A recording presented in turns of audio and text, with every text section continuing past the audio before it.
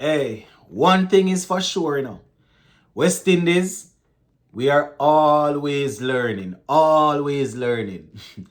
I don't know if it's tough, our heads are tough, why we cannot yet master, but we're always learning. I was listening to Captain Shea Hope yesterday after the game, and he was saying that it's a tough pill to swallow, but it's a learning process, and they want to move on quickly from this game and try to get ready for the second game. We're going to talk a little bit about his post-match interview. We're also going to talk about the game in general, and we will also zoom in on a T20 game that was played earlier today between India and Australia. Very interesting one, my peeps. So just give a listening ear until the end, and you can let me know your thoughts in the comment section.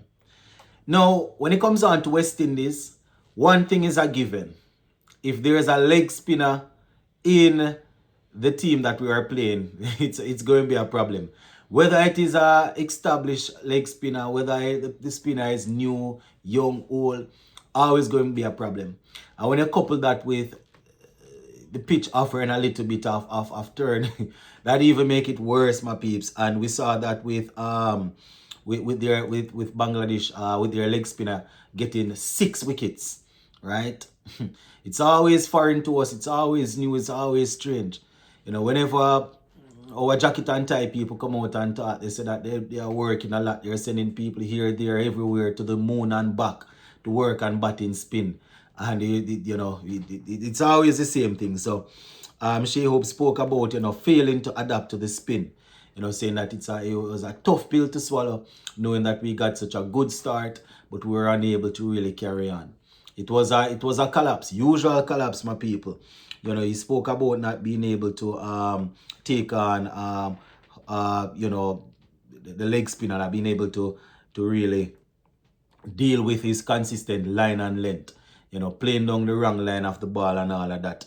Now, according to him, though, they're definitely going to have to try to look to move on from it. Man was saying that after this defeat, they are looking to go into the second game stronger.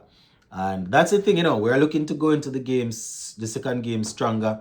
And I can assure you that Bangladesh, they are trying to do the same thing. So that's always going to be a problem. We are learning, yes, but obviously the team, the opponents, they are learning also, and they are looking to improve. So, I tell you, it's a familiar story. It's a familiar story that we hear, after a defeat, they're always looking to move on from it quickly, not wanting to really dwell on it, So we shall see. We shall see.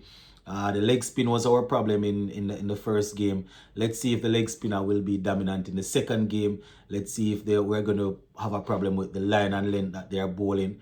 All of that, this captain is saying that they are looking to improve on.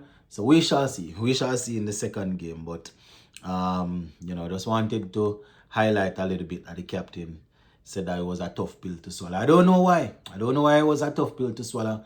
We're basically on the same level, those two teams, Could argue that they are a bit above us, they're above us, but basically the same.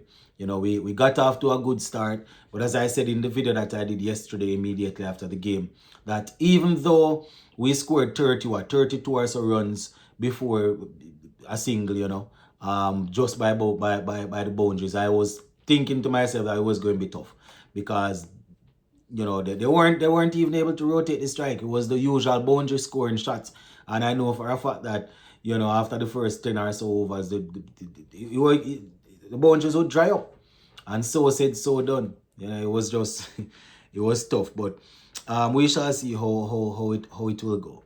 Now let's just talk a little bit about India versus Australia. Right, we see where Mitchell Starc's name is all over the place right now. Talking about him bowling the ball at the speed of light. Exaggerating there, but so Australia won the game by 7 wickets, my people. India batted first, scored 136 for 9. 136 for 9 is what they got. I don't know. I think at the beginning I said I was a T20 game, but it was an ODI game that was reduced to 26 overs. So India, they got 136 for 9. And Australia got up to 131 for 3 in 21.1 overs, right? Getting that target there. They got a target of 131 to get. So let's just take a look at it. So once again, India 136, Australia they were given a target of 131. The batting for India, the top order didn't do much at all. Shubman Gill, captain in the side, made 10. Rohit Sharma made 8. Virat Kohli coming back in. He faced 8 balls before he was removed without scoring. Aksar Patel, he got 31. KL Rahul got 38. Right. Nitish Kumar already got 19. Those were the two main contributors there in that. Mitchell Starc 1 for 22 from 6.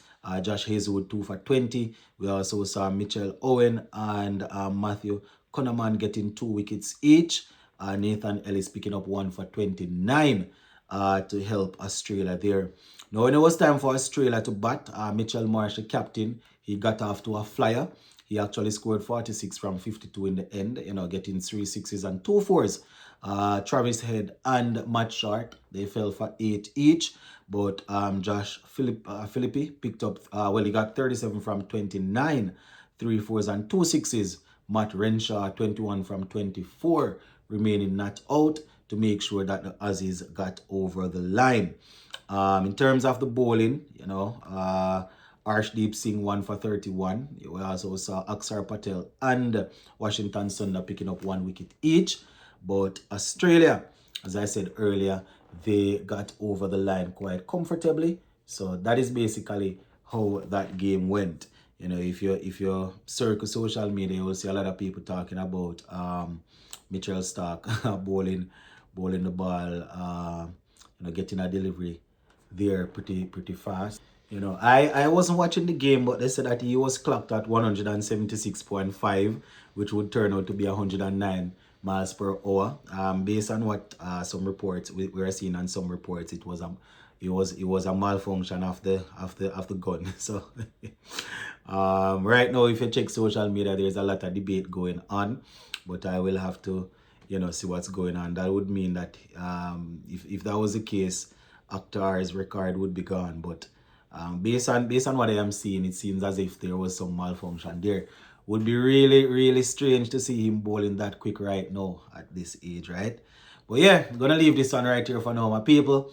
Continue to big up on yourself, and we'll touch base later on to talk some more. Also, if you have not yet subscribed to the channel, this is where you can subscribe to get some good cricket content. So just hit that subscribe button and become a part of the family. Big up.